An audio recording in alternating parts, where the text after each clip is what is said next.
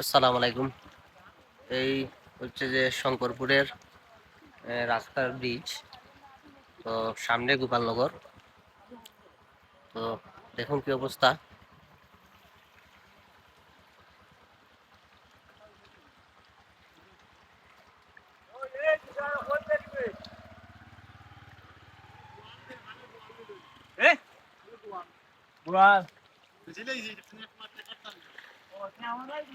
এই ব্রিজে অনেক সময় আমার দুই বন্ধু ছিল, আজকে তাদেরকে অনেক মিস করতেছি।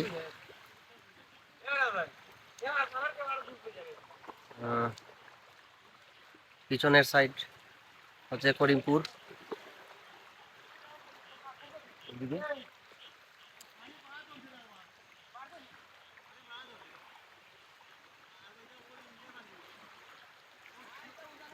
নদী ভাঙ্গার পর এদিকে পানি উঠছে।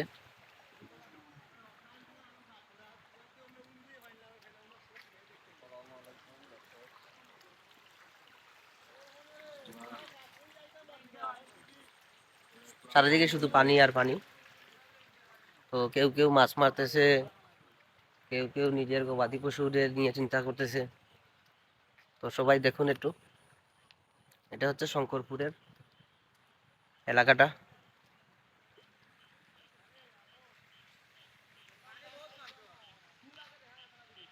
ওইদিকের অবস্থা মোটামুটি ভালো না।